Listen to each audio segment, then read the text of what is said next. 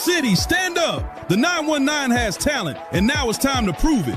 The first and goal 365 showcase is coming to Riverside High School on June 27th. And this is not just another camp. This is where you get tested, get evaluated, and get verified. No politics, just opportunity. Parents, we got you too. We're bringing a free parent recruiting seminar to help families understand the process, ask the right questions, and get real information about what it takes to move from high school football to the next level. And yes, college coaches will be in attendance. Early bird registration is only $99, but it goes up to $125 at the door. So don't wait until it's too late. If you're a player in Durham, Raleigh, the Triangle, or anywhere in North Carolina trying to get seen, this is your moment. The Bull City Classic presents the first and goal 365 showcase.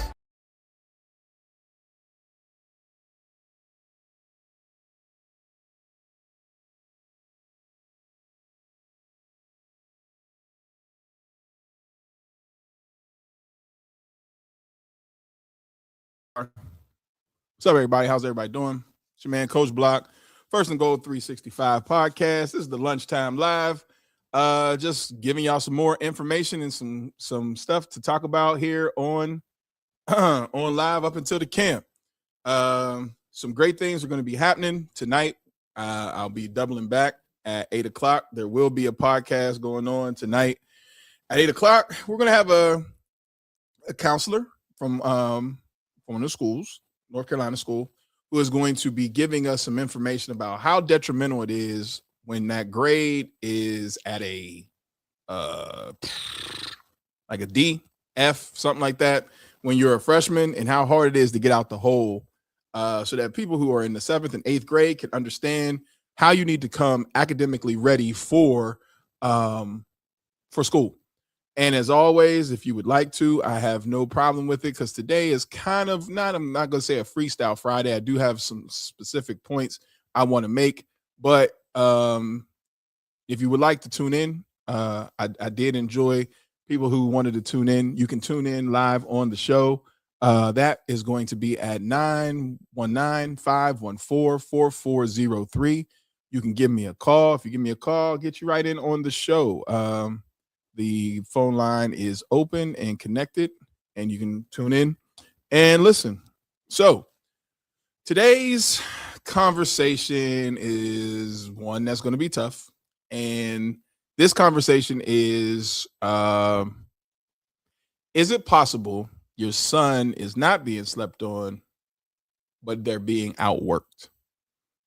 Is your son being slept on, or is he being outworked? Everybody keeps saying that their son is being slept on, and I get that. But today I want to ask a real question, and that question is your son being slept on, or is he being outworked? I'm not saying that kids don't get overlooked. I'm not saying that they don't have to experience politics and that politics don't exist. For that, I do understand that is true.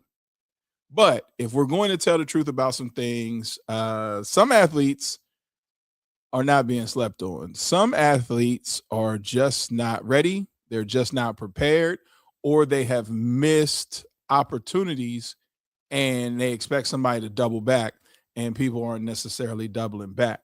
So I do have a question for people. If you can answer it when you're watching this on the replay, or you can answer it live, it's up to you. What hurts an athlete more? Not getting exposure, or not being prepared when exposure comes? So which one hurts an athlete more? If you don't have the proper exposure, or you don't have or not being prepared when the exposure comes? Which one of those two hurt people more? That's my question of the day. And I'll put that question of the day on a comment on Facebook and on Instagram, and let's see what people think. I'm truly interested to understand and know what the mindset of some of the athletes and the parents are. Which one is worse, not getting exposure or not being prepared when the exposure comes? Some kids really are overlooked, but that cannot become the family's entire story, right? So if a kid is being overlooked, that cannot become the entire story for the student athlete. There are talented kids who don't get promoted. There are kids at smaller schools who do get missed. There are kids without connections out there. These are all true. There are kids who don't have the right people advocating for them, because I will say that having an advocate is key. But if those are the cases, right? If those are the cases, then the biggest question is, now what? If nobody is coming to save you, then what are you going to do to make sure you're not ignored, right? Because everybody also does not have the capabilities, be it financial, be it opportunity, to pick up and move. Some people don't have that opportunity. So being overlooked is real, and you do have to understand coming into the game that being overlooked is real. But staying unprepared or not making a plan, knowing this, it is a choice. So we do need to talk about this a little bit. There are some kids who can be missed because of the school that they play at may not have the platform for them to be seen. And this happens, right? If a school is not necessarily popular in a community, or if a school doesn't have a very strong social media presence, then what do? The biggest thing I would say that you need to start doing is creating your own social media following and your own social media attention on your own platform. You may be the person to bring attention to your school, but you can get overlooked if your school does not take the proper steps on pushing out content. Right now, content is king. It draws coaches in to be able to ask questions of who is a certain kid. Your competition also could be a reason why you're getting overlooked. If you're in a weaker conference, but expecting, well, we dominate our conference every time, it doesn't look like you're necessarily being challenged.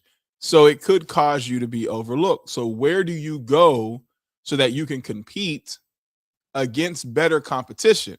That's why some camp seasons are important for athletes who go to smaller schools, so that you can put yourself on the radar to show that you can compete, not only amongst the talent level that you are around, but also if that talent level is elevated, you then show that you're able to compete on that level as well. These all make a difference, okay? And if you're just at a smaller school that doesn't have that, these are the things that you have to do. Sometimes your school is just a small school that's not on the map, and you have to be that person to put said school on the map. And if you don't have connections in a time where social media exists, then I'm going to say you're being outworked, right? You need to go get those connections as a student athlete, or as a parent of a student athlete. You need to make those connections. What does making connections look like? Knowing who the recruiting coordinator is at a school, and then who recruits your area. Just start there. You can make a database of the schools that your student athlete is specifically interested in. So make that list. Let's say it's 10 schools. Then ask, who's the recruiting, contact the school, who's the recruiting coordinator at that program. Then who is responsible for recruiting my area? Now you start to begin to make those connections yourself. You then can send the film to those coaches, and you can do this without, appearing to be a helicopter parent and appearing to be overbearing. This is just being an advocate for your child. I need to know who the people are and who I need to contact, and then tell your coach, this is what I sent. You get right. You got to keep a paper trail on these things. Coach, this is what I sent out. If you can follow up on that, I'd greatly appreciate it. And then give that a timeline. Hey, what's a realistic timeline that I can tap back in with your coach to see if you sent those things out, to see if we've heard anything. Those are things that you have to do. You might have to outwork the next opponent or person. I look at everybody as an opponent. So you might have to outwork the next student athlete to go get that scholarship that you want. And There are kids who don't have the right people speaking for them. If you do not feel confident as a parent having these conversations, this is where things get a little messy and sticky, I will say. I will always tell parents to attempt to get the information yourself and be comfortable with asking questions. Not everybody's okay with asking questions, and I get that, because this can be extremely intimidating when you don't know the process. I would then go to a trusted coach and or trainer who who's had these conversations. I would be leery on some trainers, but coaches for sure. And the reason why I'm saying be leery on trainers is because my tagline is, and everybody knows, coaches talk to coaches. Rarely do you see trainers bartering deals for kids that come through, because ultimately the high school coach is going to be contacted by the university. No one's going to exclude a high school coach from the process, even if the process, the piece of process that they're getting from that high school coach is simply his opinion on something. Coach, I just need your opinion. What do you think? This. Nobody's going to go outside of their coach to get information on a student athlete, not a college, not when my job is dependent. I need to have information that's verified. Okay. So one thing that we need to discuss outside of those areas, right, where I was just talking about, like, these are the things that you need to do to possibly put yourself on the map. The next thing is potential is not proof. Saying that a child has a huge upside, or that he's going to be, does not necessarily work for recruiting. You need to be able to have hardcore proof, even if that hardcore proof is your family tree, meaning he has the potential to grow to this height. Okay, where's the proof? Let's look at mom, let's look at dad, let's look at uncle, let's look at aunts, right? Let's look at that.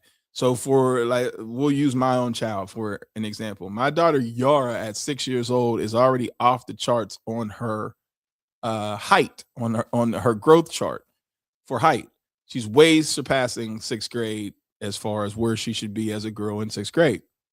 Well, technically, we can start to forecast where she's going to be because her mom is tall, right? I am considered average to above average male height. I'm barely 6 foot. I'm scraping it. Now, if I put on the right Nikes, I'm about 6'1", 6'2", but comfortably, I'm 6 foot tall when you take these shoes off. All right. Then my aunt is 6'4". My mother was 5'11", 6 foot herself. Flip on her mom's side. Her uncle is 6'8". Her grandfather on that side is like 6'3", 6'4". So you can start to see by the proof of people that are in her family tree, her lineage. These are the people this is the DNA that's in her blood. These are taller people. So there's really nobody below, even as a woman, there's nobody below like 5'9". So we can say that she's going to be at least about this, if her growing pattern stays the same. That's proof, right? Coaches will say that. Well, how tall is mom? And they'll write that down. How tall is dad? Oh, okay. What shoe size does he wear? These are all proof. But if you look at a kid who's 4'11" and he's a junior, and then you look at mom and dad and they're both 5'7", 5'8" together, and well, then we're not looking at a kid that's going to come out to be over 6 foot. These are things that are proof, right? But he may be able to play. He may be 4'11" and be a dog, but that potential of he may or may not grow does not help a kid. So potential says that, like my son can play, but proof says, here's the film. What does it show on the film? Proof is, here's his grades, here's his transcripts. Proof is, these are the verified measurables that your student athlete has. Proof is, this is the proper position fit because he's shown production in this position. Proof can also show in its competitive level. Once again, that's through film and then through workouts, things like that. And then here's the body of work that he has put together. Belief in your son is not always enough. And I know we want to always say, you know, my kid is this, my kid is that, but belief in your son is not always enough. Coaches, to make a deal now, need evidence. They've always needed evidence, but for sure now you need evidence, because you're not just competing against other high school students, you are also competing against that portal. What do some of the students in the portal have that a high school student does not have? College film. Even if it's practice, the evidence of them being able to perform is sitting in the film vaults somewhere. What do you have to compete against that?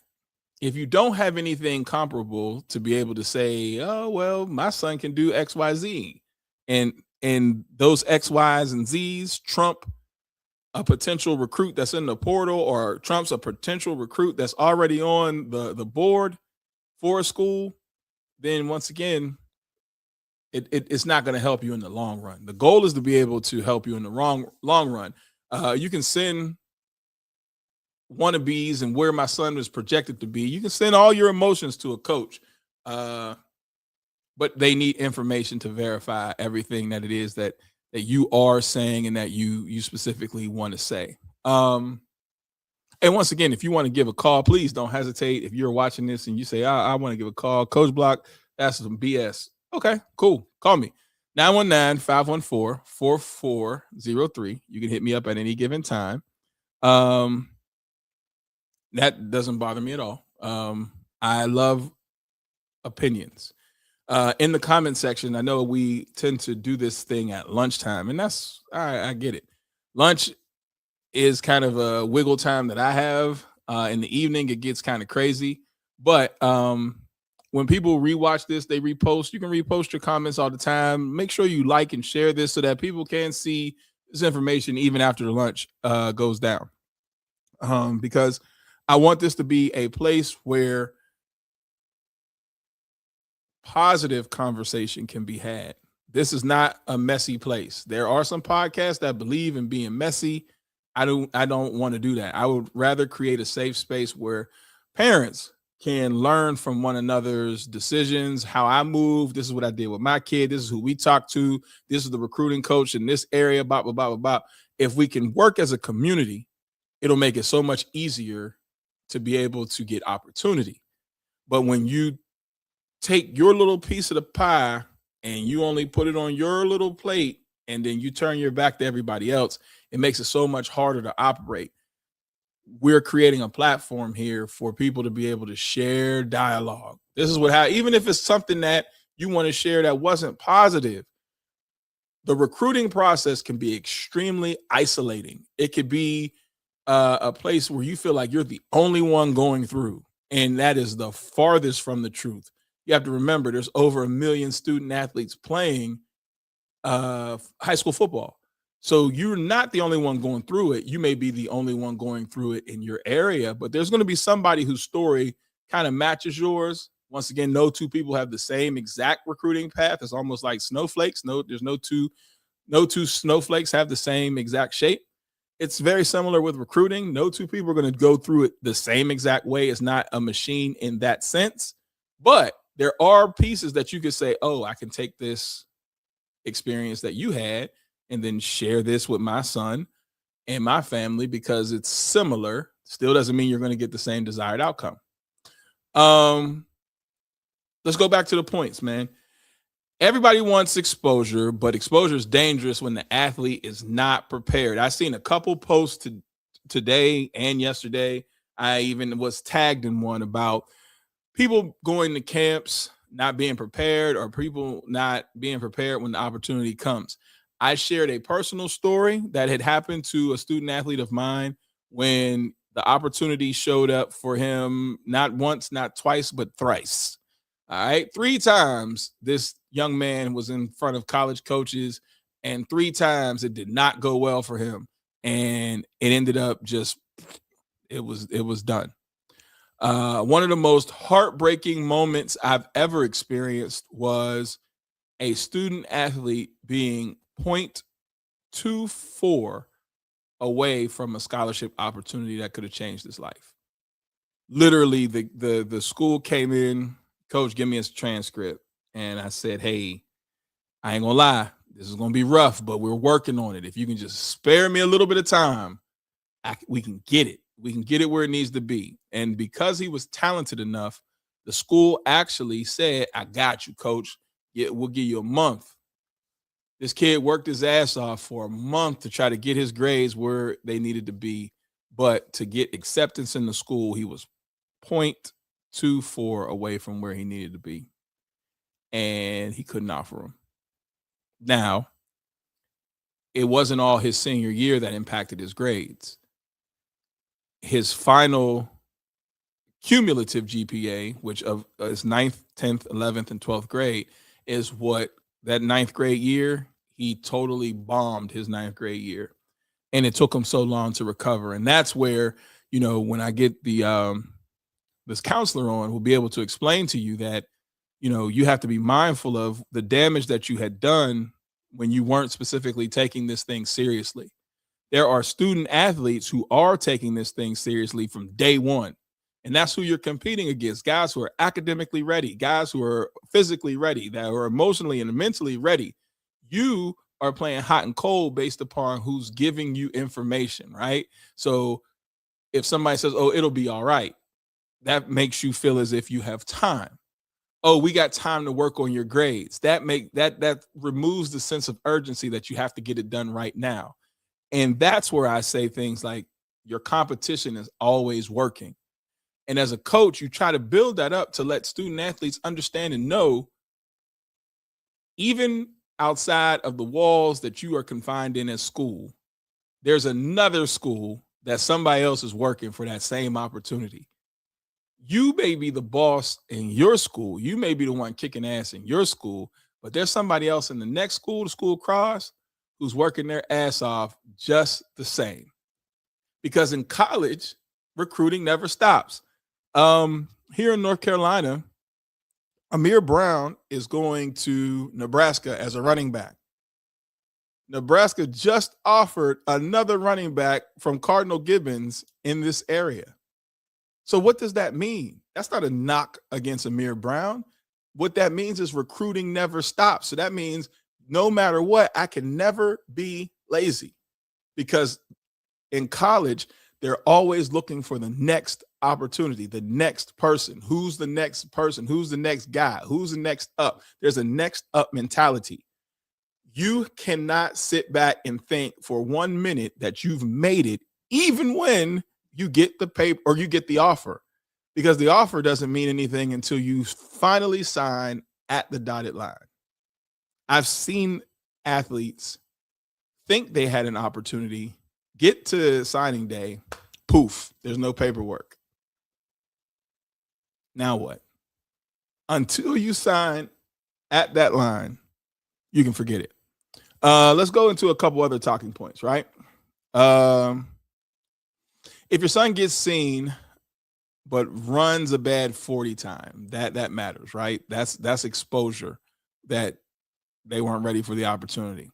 If your son gets seen but then has bad body language at a game, let's say he's having a tough game and there's scouts there, and next thing you know, he's snapping at his teammates or throwing a helmet or, cussing out a coach and all that. Hey, that's bad mojo. That's terrible. That's when your opportunity for exposure is there, but you're not ready for the opportunity. If he gets seen but doesn't compete, right? You're in a tough game and he doesn't show up in that tough game, that opportunity is gone.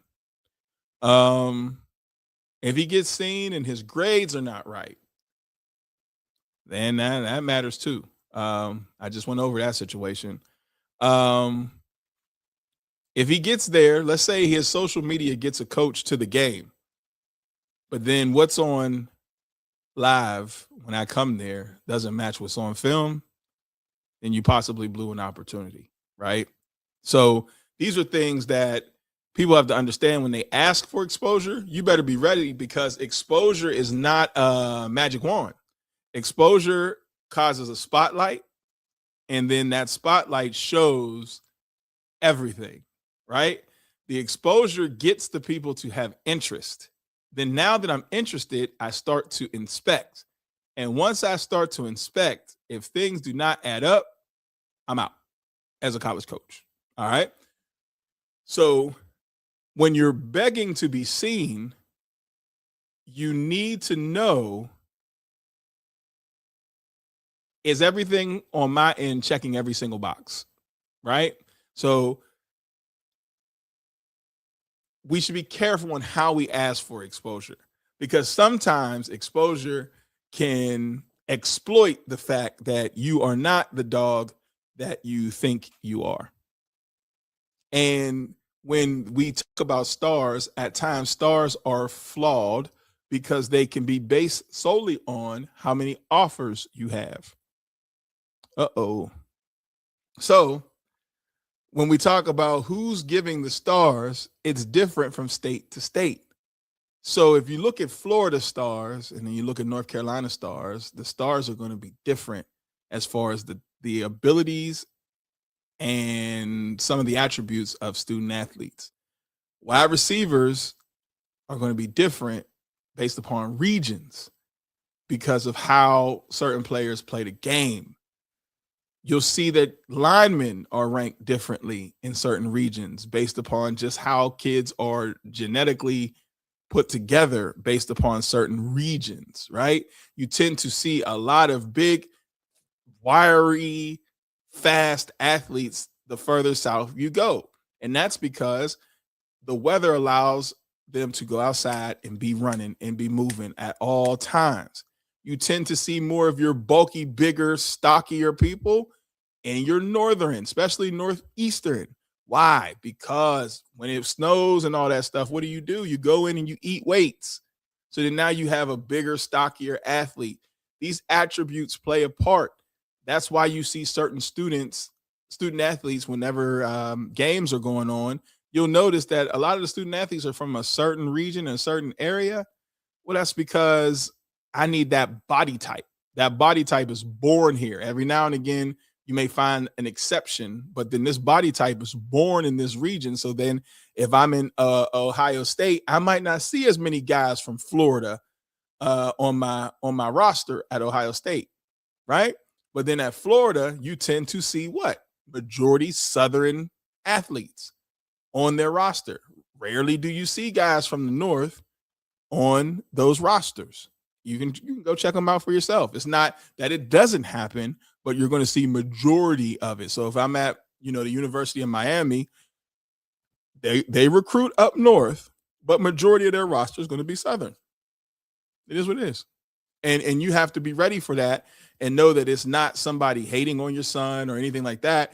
You need to know what the numbers are. So if you are interested in those type of schools, you can outwork that person who's already down there in the eye of that person. It's not, they don't recruit my area. No, sometimes it's just by simple body makeup that if I'm looking for an O lineman, I'm going to go up top.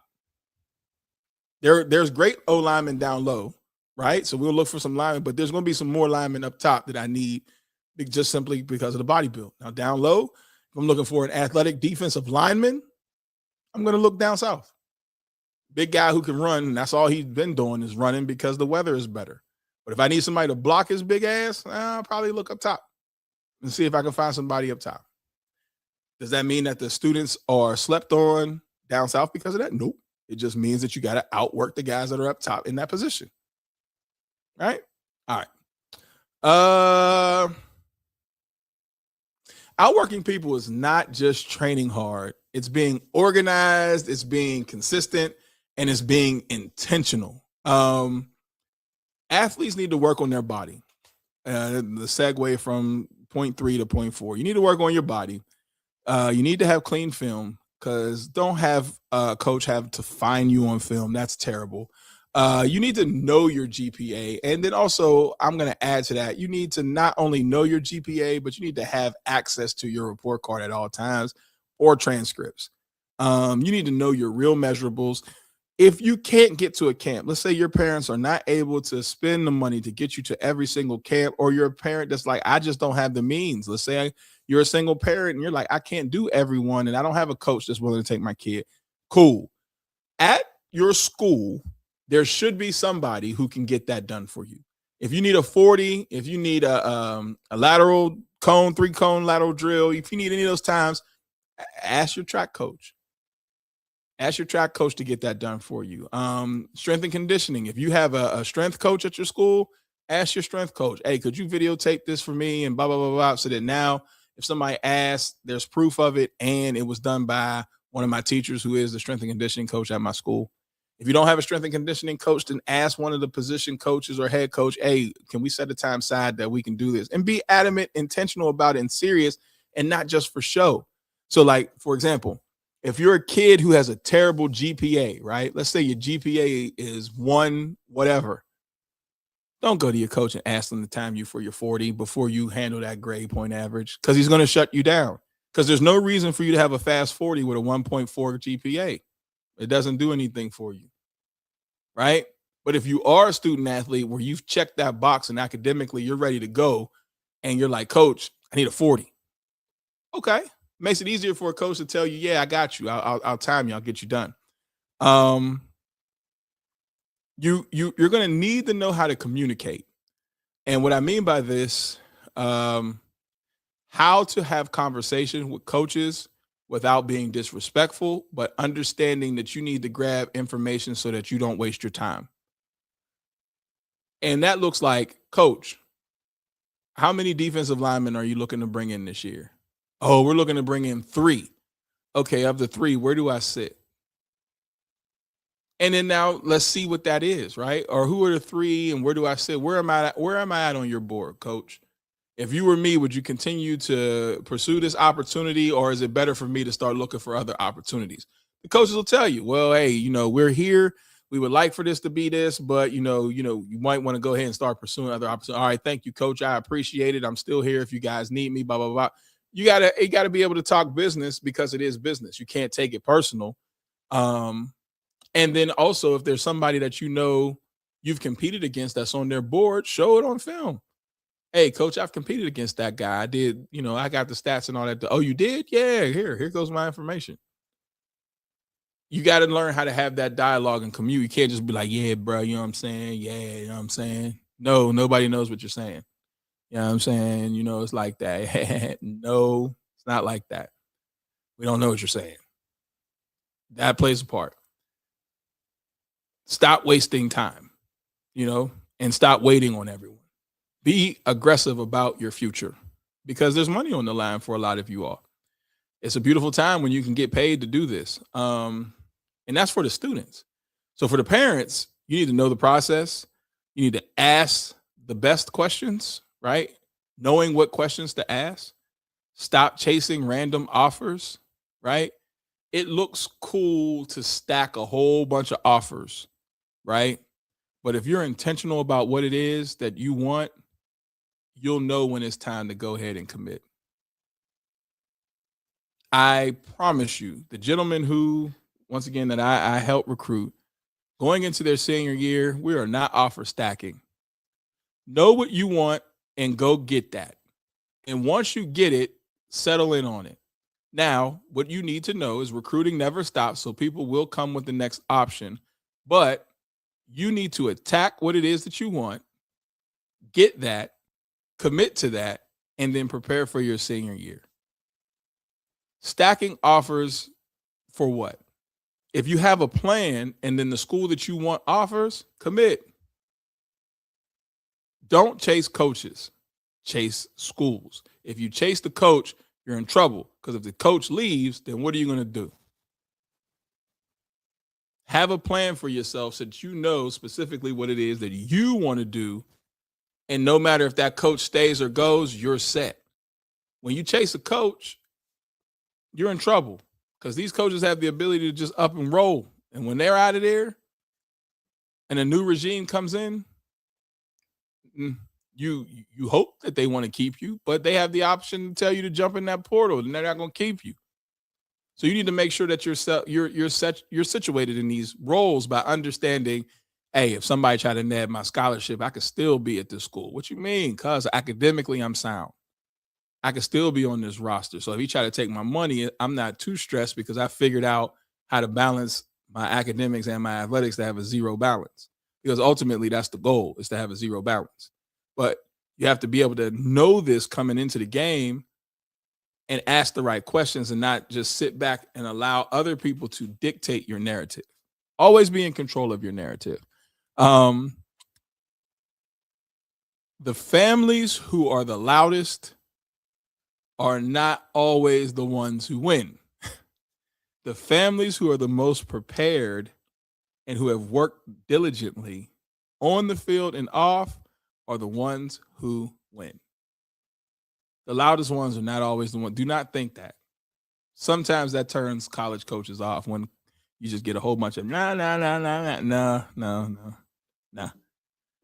It's the ones who are prepared. So when the opportunity comes, you can say, yes, this is for my child, or no, this is not for my child. Moving on. But the ones who are like, I don't know, I was waiting for coach to hit me back, and I'm waiting to get my transcripts. I'm waiting. All that waiting, somebody else is already ready to go. Here go my transcripts. I've been accepted to the school. I'm ready to move on. Boom. All right, let's go. Let's make this happen. Let's move on. And then now you're like, oh, they ghosted me. No, they didn't ghost you. You weren't ready. When the opportunity came, you were still waiting to go get this stuff. Don't do that. Have a plan for yourself, man. So this is a plug for me specifically. This is why First and Goal exists. This is why the showcase exists. This is not about, putting kids on the field and just saying, hey, good look.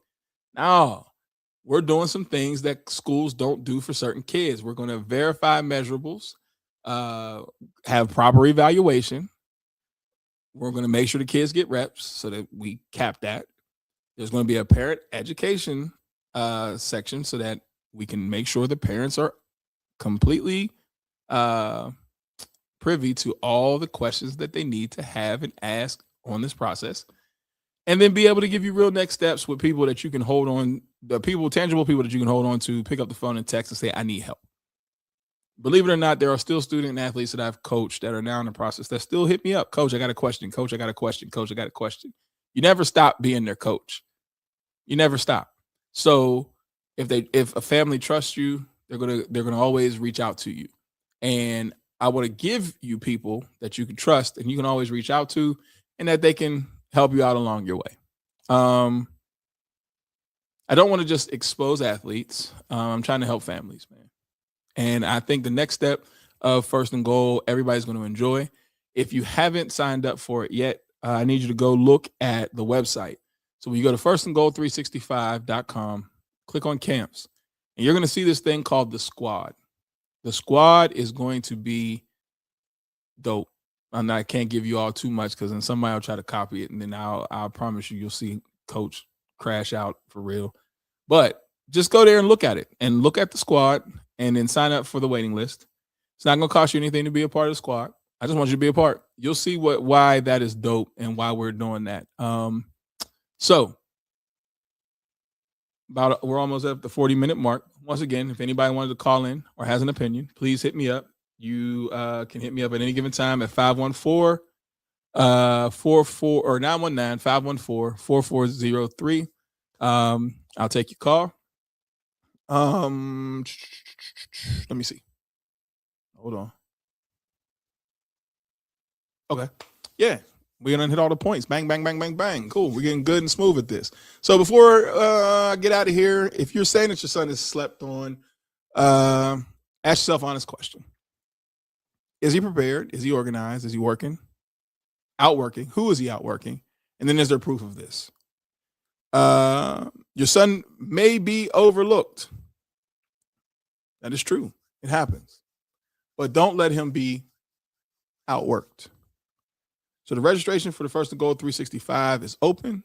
Once again, You can hit me up on all streaming platforms at First and Goal 365 or Coach Block, Coach Ken Block on everything. I got Instagram, I got Twitter, Facebook, all of it, and YouTube. And so please check me out there. And you can always hit me up at any given time, ask me any questions, or leave a comment in this section. I will get back to it because I know this is 1 o'clock and some people can't tune in. And please keep your eye out. We have 2 special guests this week that we will have on a later edition of the podcast. So I'll still do the 1 o'clock, but then I also have something in the evening time for some parents, which is pretty great. So keep your eyes locked and glued. Please like, share, subscribe. This is not easy to do, but I'm going to continue to work to do this for those who find benefit.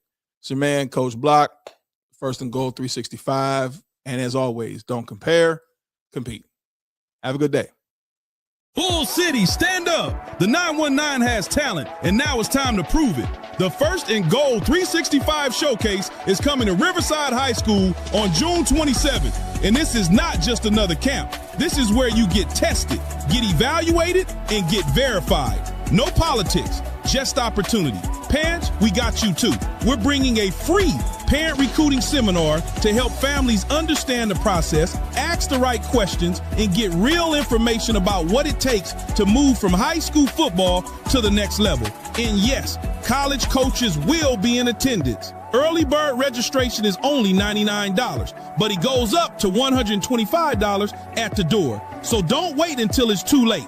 If you're a player in Durham, Raleigh, the Triangle, or anywhere in North Carolina trying to get seen, this is your moment. The Bull City Classic presents the First and Goal 365 Showcase.